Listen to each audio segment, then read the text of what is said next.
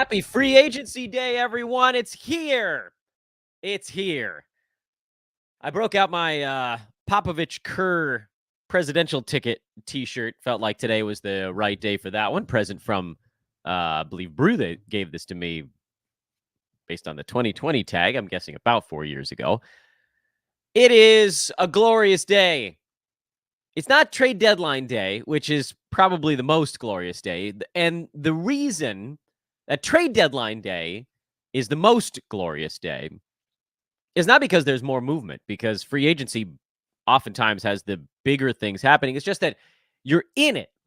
You're right in the middle of your season. And so you got to be like frantically, for me, doing a show and also trying to modify rosters. With free agency, I'm a redraft guy, redraft roto games cap guy at my core. So I don't have all that much going on right now outside of just screaming at you guys constantly on a podcast.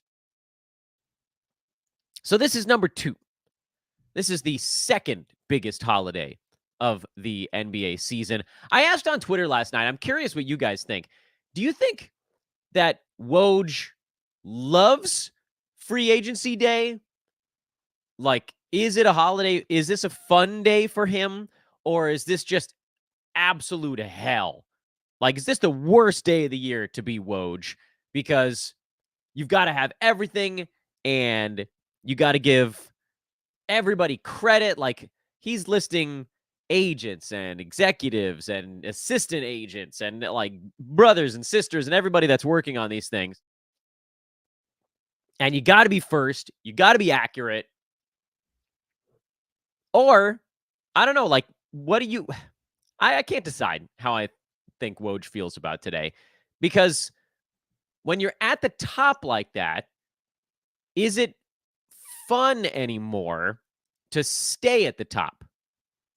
Like, all of us want to be that. But once you're there, I'm sure he would love to just take a vacation.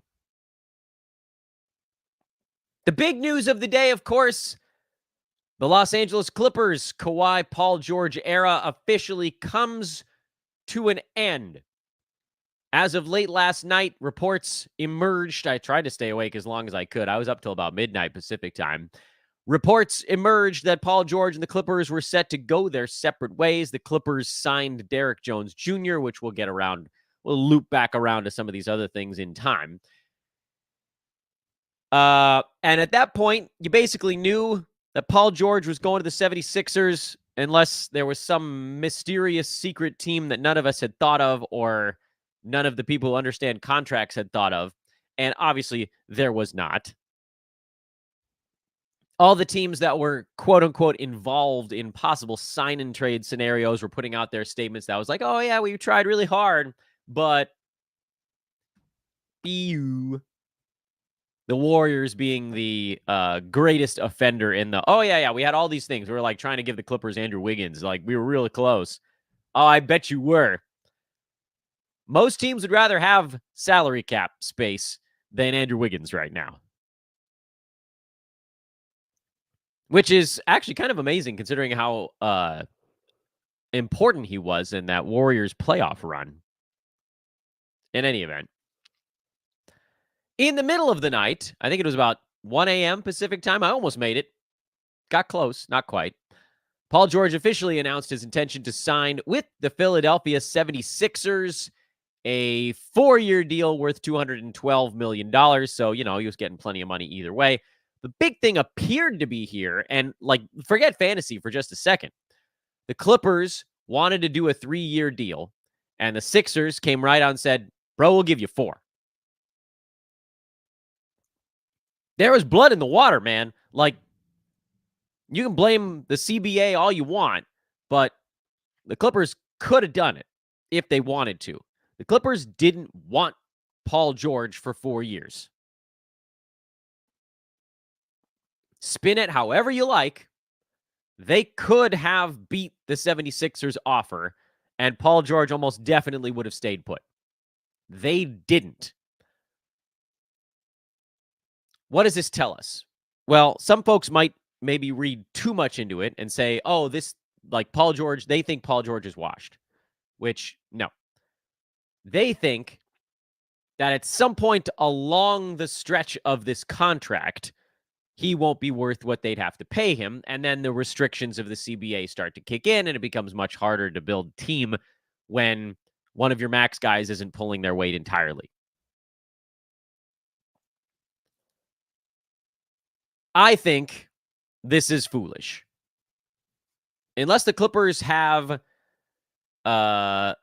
something up their sleeves, which I don't think they do, this is a massive step back. And I know that they re-signed James Harden. And by the way, as I'm talking right now, apparently the Boston Celtics are for sale. What? You just won a title. What are we doing here?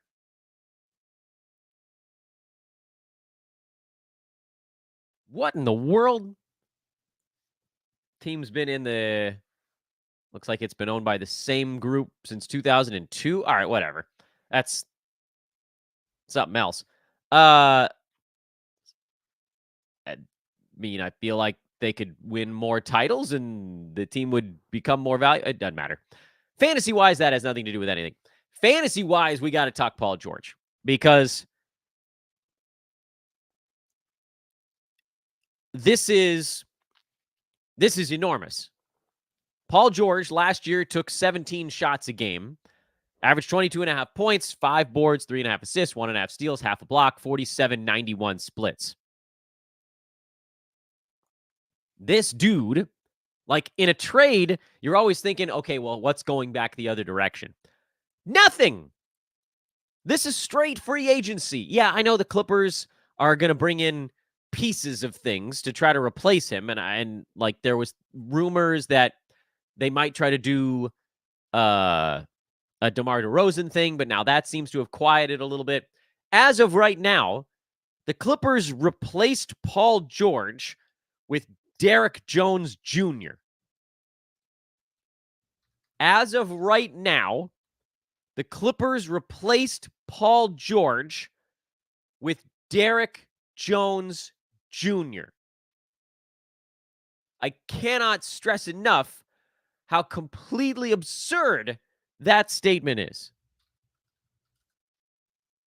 Let's start with the Philly side, because in my mind, that's actually the easier side to handicap right now.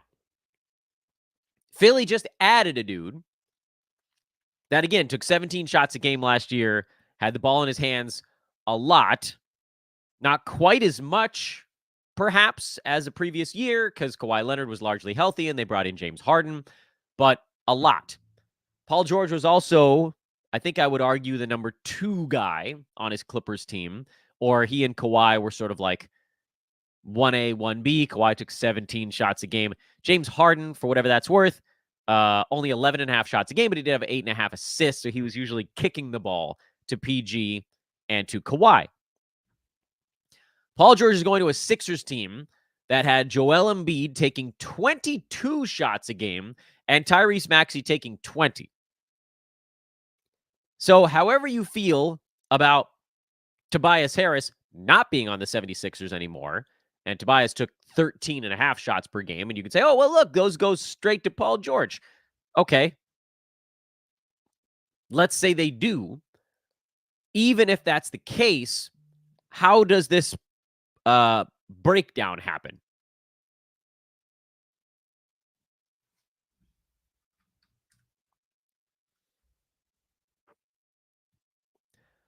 Well, we can't know exactly today, but we can do enough, I think, fuzzy math to mostly get us there. As you guys on the YouTube live stream can see, my nose is running like crazy. So just pause for 1 second here. I'm going to grab a tissue, and I'll be right back.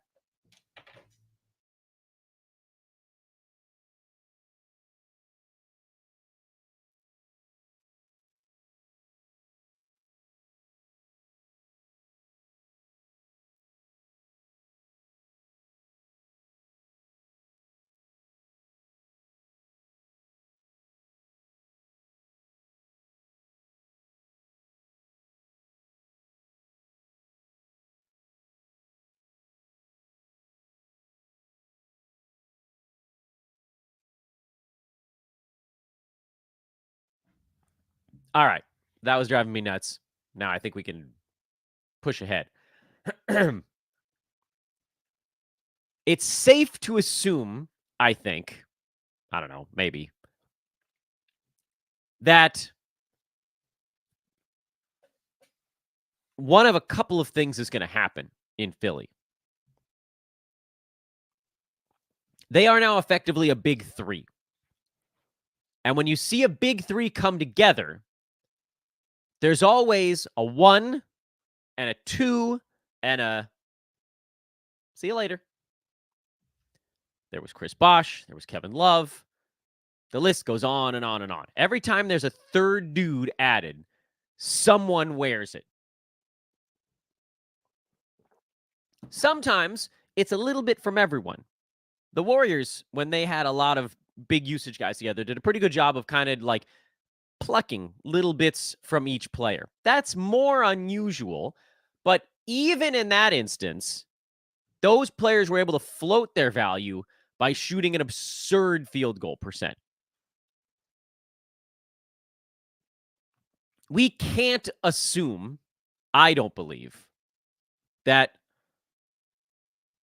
Paul George is going to shoot better than 47% from the field. Largely because Paul George has never really shot better than 47% from the field. This year was the year where we were like, oh, damn, what's this iteration of Paul George? I like this. This was a career high in field goal percent. This was basically tying a career high in 3-point percent. This was a career high in 2-point percent. It's unreasonable for us to assume that that's going to go up further in his age, whatever, 33, 34 season or whatever PG is right now. He's 34. His birthday was like 2 months ago. You know, he's 34. He's on the downside of the prime, and he had his most efficient shooting season ever. So I would argue that a best case scenario for PG is that the efficiency stays the same. He also had his best free throw shooting year, by the way, by like a solid 4% over any other. That's not true. He had a year in Indiana where he shot 90. But basically, over his career, like a 6% jump. 5.5, doesn't matter. So career high in field goal percent, career high in 3-point percent, career high in 2-point percent, career high in free throw percent. So anybody out there that's like, oh, he's joining Embiid and Tyrese Maxey and everything's just going to magically get so much easier for him. Is it going to get any easier than it was? Is the 2-point percent going to get better than what it was? It's not like he's magically at age 34 going to suddenly be right at the front of the rim dunking every time. We just have to hope that he stays fairly often or fairly consistent, I should say. Often came out. PG, to his credit, was number 12 in 9-cat this past year, thanks in large part to all of those ridiculous efficiency jumps. So now you make the call. What happens to the number of shots per game for Paul George? Does it come down from 16.7 to some lower number?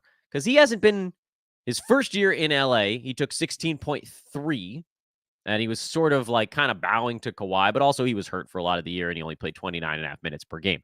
That was the big reason there. First season in Oklahoma City, he was at 17.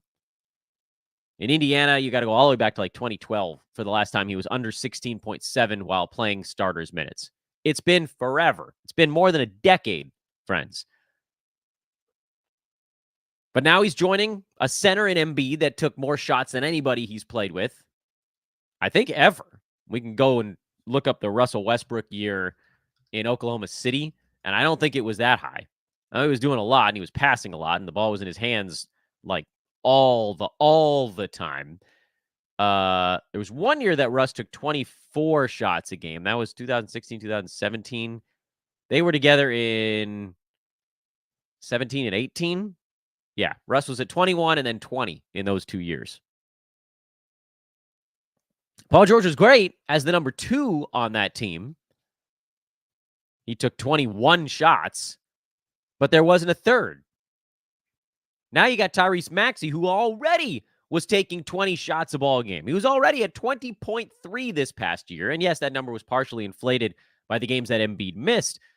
But even if you bring that down to like 18 or 19, where are all of these other shots coming from?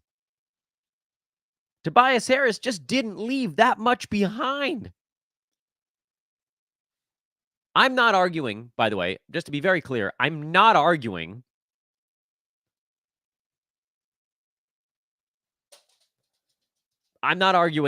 that it's going to come from Paul George. I don't know that that's necessarily going to be the case. I think the safe move here is to assume that all of them are going to give something.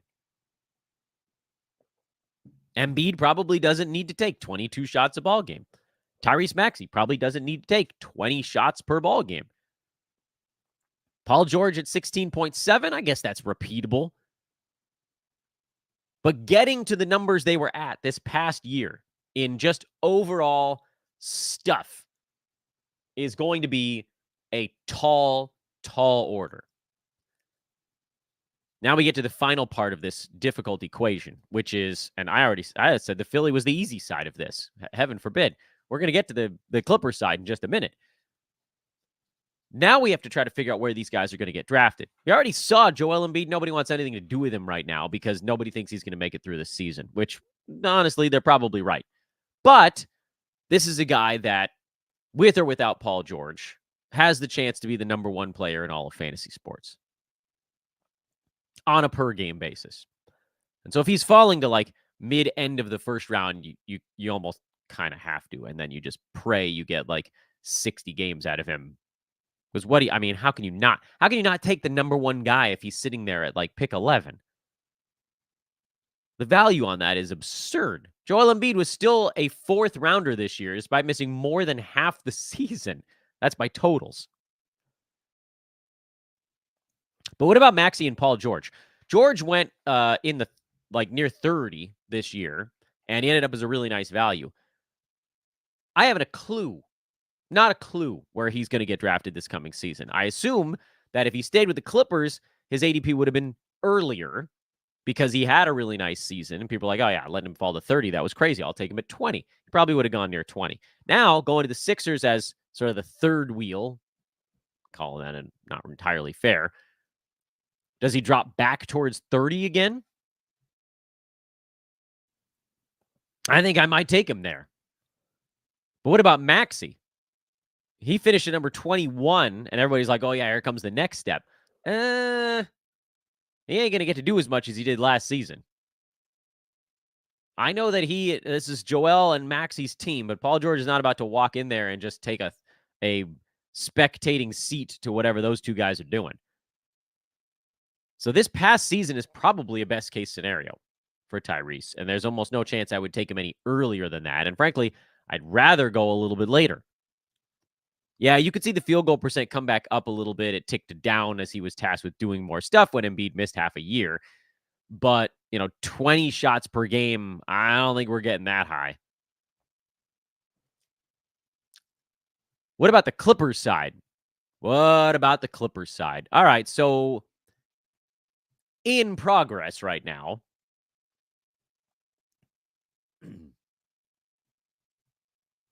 But, of course, the big news is that Paul George is gone. You just took 17 shots per game off the board, which is the second highest mark on that team this past season. Suddenly, you just thrust almost all of Paul George's stuff onto James Harden and Kawhi Leonard.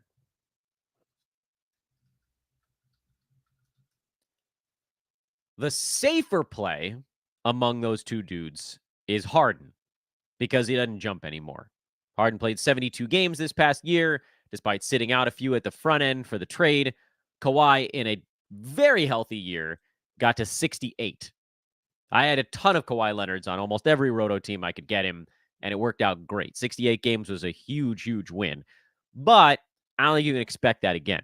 What you can expect, I believe, is a nice little uptick in field goal attempts from 17, which is the sort of prototypical number for him when Paul George is playing with him.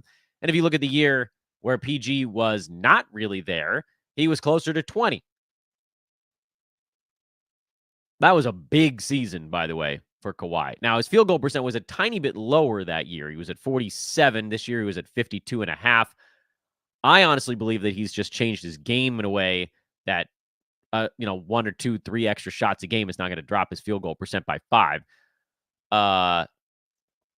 You could be looking at a dude, and I don't know how long he stays healthy, but you could definitely be looking at a Kawhi Leonard that has to average 27 points per game this year. That was what he did in 2019, 2020 with the Clippers, the COVID year. His health is going to be a massive, massive concern. I don't have a clue where he's going to get drafted. I'm hoping that people remain so worried about Kawhi Leonard's health that he falls to the end of the second round like he has been for the last 2 or 3 seasons in a row, because you can bet your butt he's going to be on every GamesCap Roto team I've got if he falls that far. My guess, however, is that you're going to see Kawhi Leonard going early second round this year, and that's saucy. I do think, though, and we can go back to 2019, 2020 and look at the per game numbers there. Kawhi was number 4 in the NBA that season at, again, 47% shooting. That was when the field goal percent wasn't even a positive yet. Tick that up to 50 instead of 4. I don't know if he's going to get to 52, 53 again, but tick it up to 49, 50. He would have been the number 3 player in fantasy sports that year. I think there's a legitimate case to be made that Kawhi Leonard is going to be a top 3 or 4 per game guy this season. Up there, maybe not quite as high as like a Joel Embiid or a Nikola Jokic. I think he's got a shot of chasing down Shea if the steals don't stay insanely high for Gilgeous-Alexander. Can Kawhi play 65 games? Hard to say. But here's a fun one. What do we do with James Harden? Harden showed this past season that he was pretty adaptable, mostly just fed guys. He didn't take that many shots per game. 11.5 shots per game for Harden is the lowest he's attempted in a season since 2011. That was when he was still, the bench spark plug for the Thunder. Oh, those teams were good. Wow, what a missed opportunity for OKC then. Well, they've got another one coming back around. No, you're not going to get Houston Harden where he was taking 22 shots per game. But, I feel like it's pretty safe to look at his numbers in Philly where he was playing with Embiid and Maxey. And he was kind of like, I'm going to be, Maxey wasn't really a thing yet. And he was like, I'm going to basically be the number 2 guy on this team. And with those clubs, Harden was at 21 points and almost 11 assists per game. I think you're looking at, Kawhi's going to get a bump from this. I think you're looking at Harden getting the bigger bump because he was very much the guy that was like, yeah, it's fine. I'll be the good soldier here in LA. I'll take 11.5 shots per game and I'll give you guys the ball where you want it. But he was not going full tilt. We didn't see full tilt Harden at all.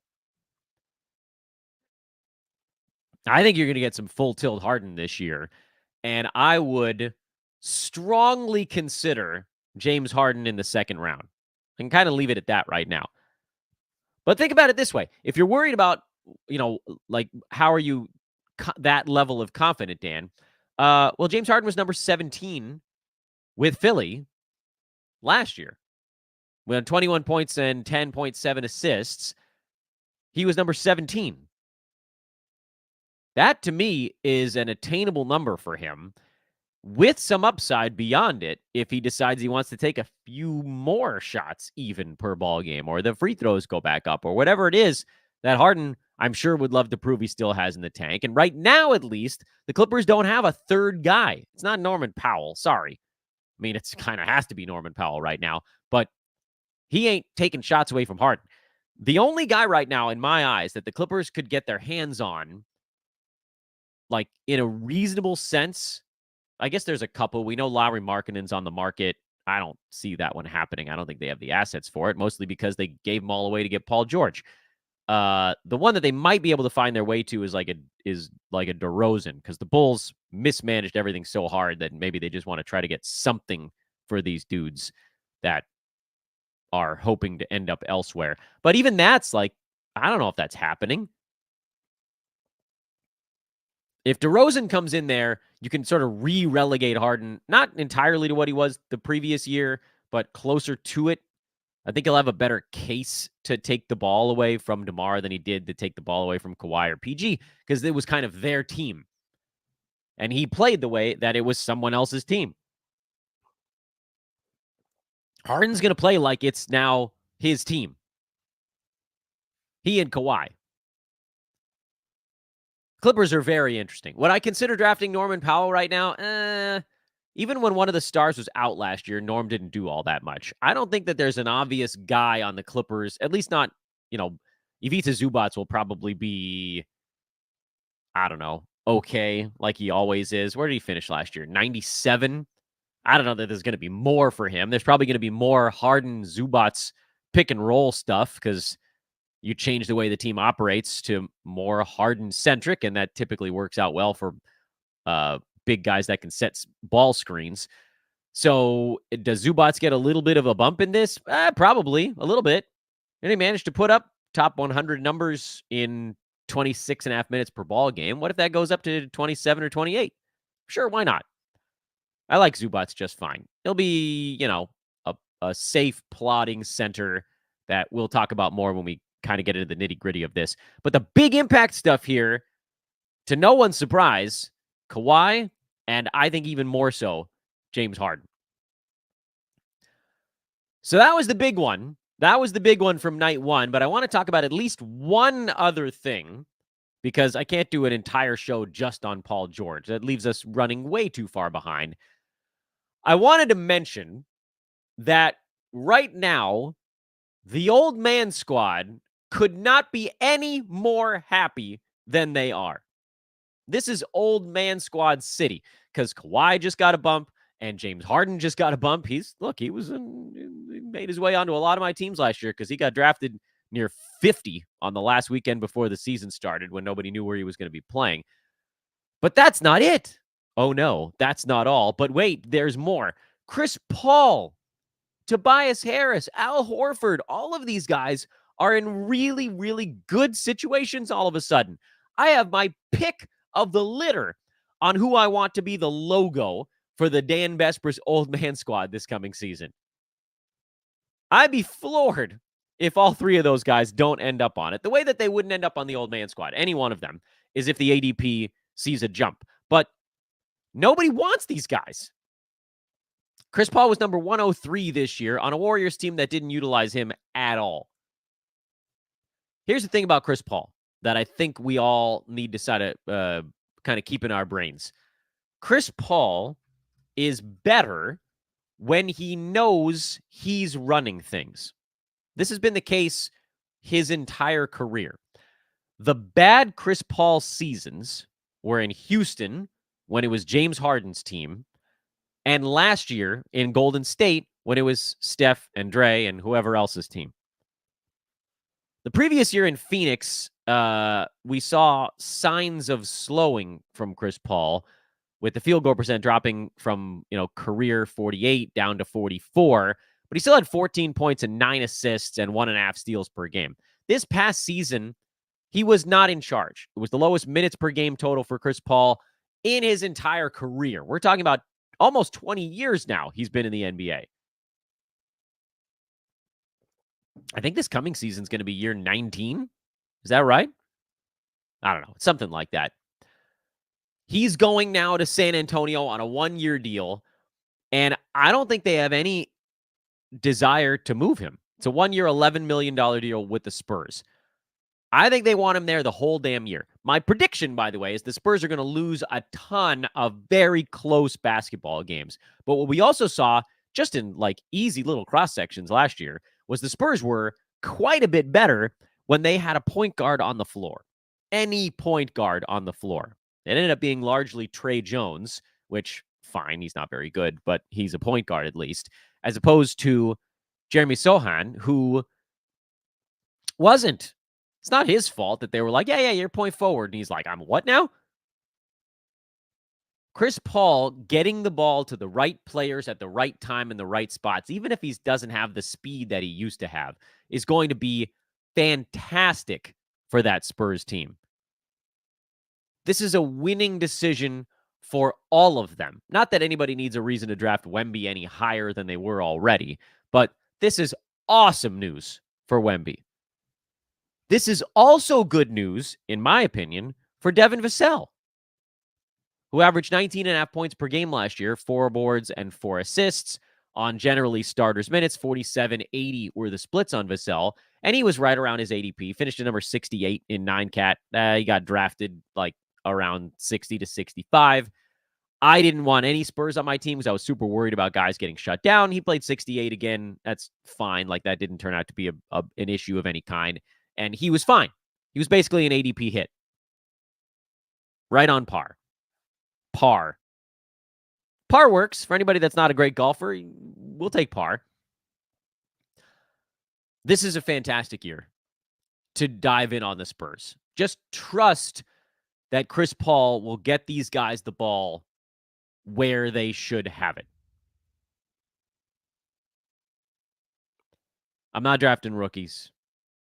Sorry, we're not going down that path. And again, you probably have to take Wemby first if you want him. He ain't making it past the number 2 pick in almost any fantasy draft. But I think you'll be able to get Vassell around where you got him last year. And he has the chance to exceed that now with just a better situation. Or, again, it kind of feels like worst case, he just hits his mark. And Chris Paul, who I haven't the first bleeping clue where he's going to get drafted this year. I really don't know. But I do think that him getting back to his numbers that he had in Phoenix last year is, I don't want to say a worst case scenario, but pretty close to it. Because Chris Paul's numbers with the Suns last year, and I guess 32 minutes per game might be a high target for him. I don't know that his body's going to be able to go that hard. But he was at 14 points, 9 assists, 4 boards, 1.5 steals. I mean, the field goal percent was low. The free throw percent was lower than usual. He had 1.7 threes. Like, all of that stuff feels very repeatable for Chris Paul with this team. Those are numbers that Chris put up when Phoenix had, like, all the dudes. Remember, he got moved in the Bradley Beal trade. That was the offseason one. CP3 was there with all the guys when it was Booker and then everybody around him, and then later as well. So I have every reason to believe that he can get back to those numbers. There's fleeting hope, I guess, that he could get the field goal percent back up to, like, I don't know, 46%, but it's hard to guarantee that that's the case.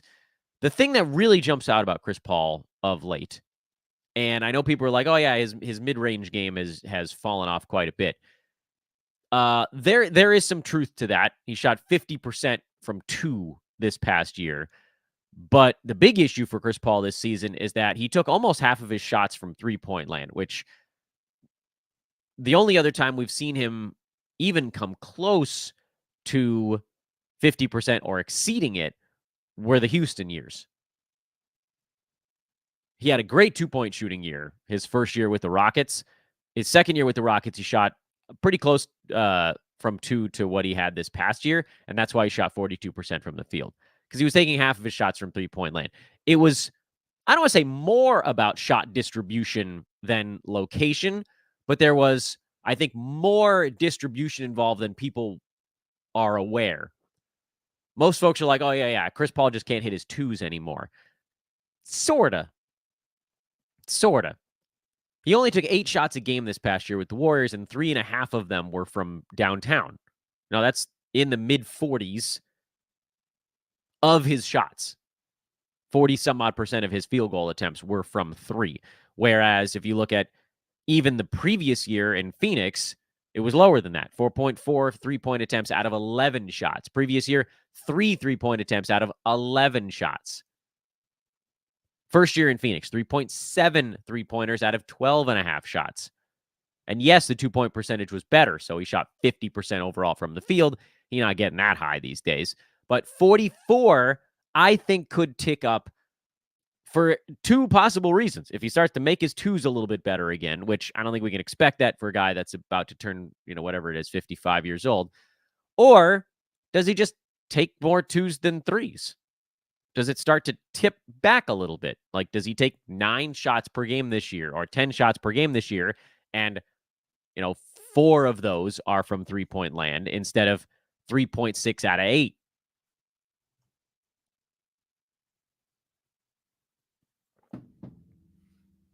I am extraordinarily excited. Extraordinarily excited about the old man squad. Oh, a report just surfaced that DeMar DeRozan wants to leave Chicago. I don't know the legitimacy of it. Who broke it? Yeah, it could be real. Could be real. Well, we can deal with that as it comes to us. I'm trying to figure out how I want to roll through all of this data because we're up near 40 minutes on the podcast already. And if I start to go down another rabbit hole with another player, we're going to end up going way too long on this one. Let me just say this about Chris Paul. He got drafted like around 75 to 85 range this past season. He probably goes earlier than that this coming year. But I don't think it's by as much as you guys are thinking it will be. The reason I bring that up is not because people don't think he's going to have a better season, but because there's just too many guys that people are going to want to draft before you get to a super duper old dude who finished just outside the top 100 last year. Think about it from this standpoint. Like, do you think someone's going to draft Alperen Şengün or Chris Paul? It's going to be Şengün. And that's fine. I'm not saying that's the wrong move. It's probably the right move. I'm just saying Şengün finished at 61 this last season. He's probably not going to do more next year as Houston continues to get better. He was awesome, by the way. Put up a lot of really nice numbers this season. Couldn't shoot his free throws for bleep, but oh well. Point I'm making here is there are at least 50 guys that people are just going to draft because they score more or they board more or whatever it is before you even start to think about, oh, is there this old guy in a new scenario where he might start to bounce back again? No one wants to draft a 39-year-old that might have a bounce back year. So even if people think, oh, yeah, Chris Paul, maybe he does what he did in Phoenix. I don't even think most people are going to look up what he did in Phoenix, which, by the way, again, was a 3rd round per game year. It wasn't very good. 14-9. I like the 9 assists, but 44% shooting, not good. The free throw number was way lower than usual.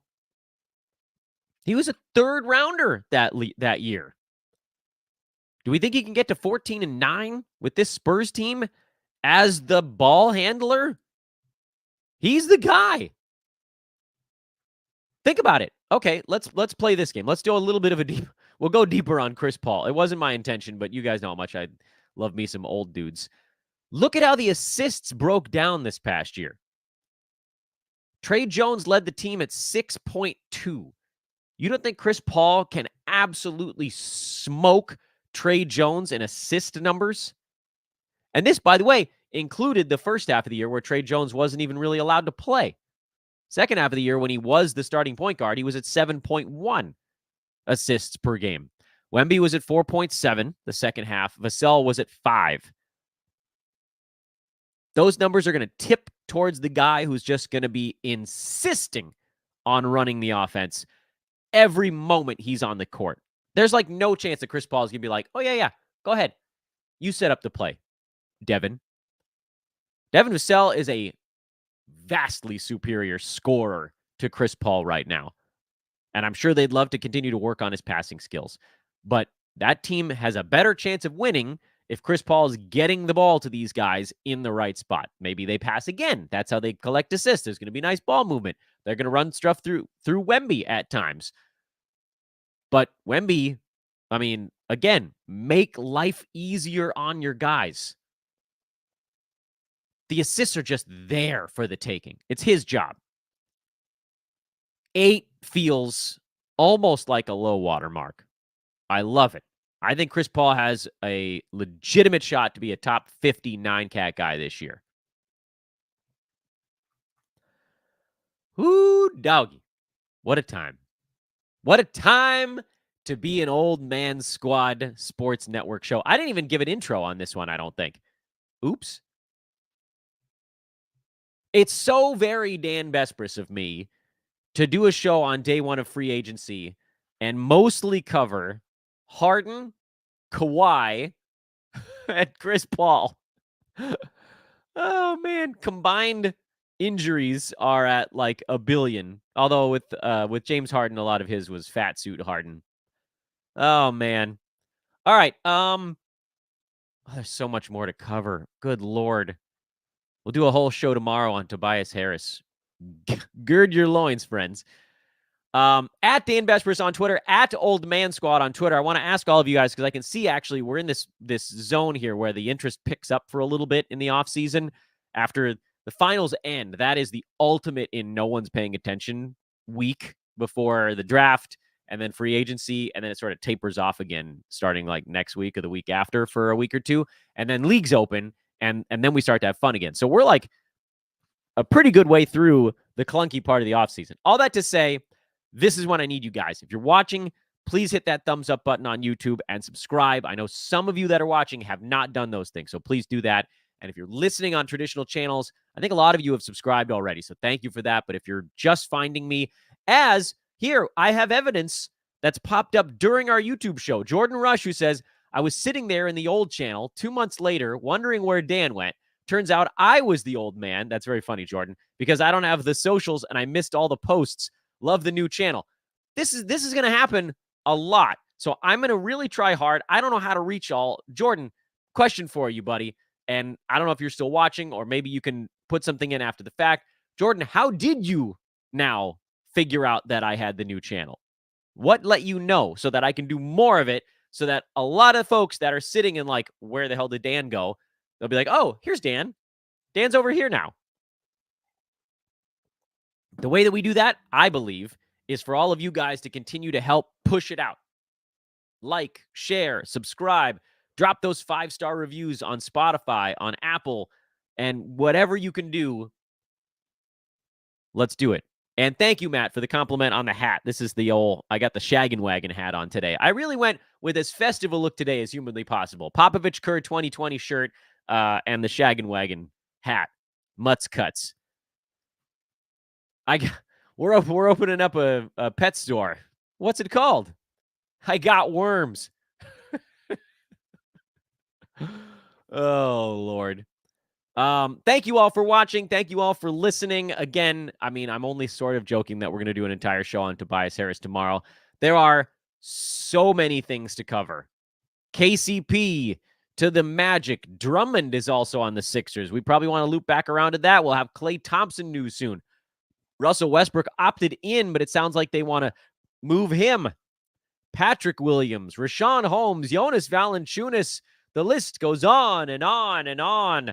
Isaiah Hartenstein to the Thunder. That's a big one we'll need to cover tomorrow. Make sure to stay tuned. Anything else that breaks, don't worry, guys. I'll be tweeting through it, and we'll see what the Lakers do. That should also be kind of entertaining. Hugs and kisses to you all. 45 minutes in, we'll take a break. We only covered 2 of the things that happened in free agency because, damn it, I don't know when to shut up. I'm Dan Besbris for Old Man Squad Fantasy Basketball. We'll see you guys again tomorrow.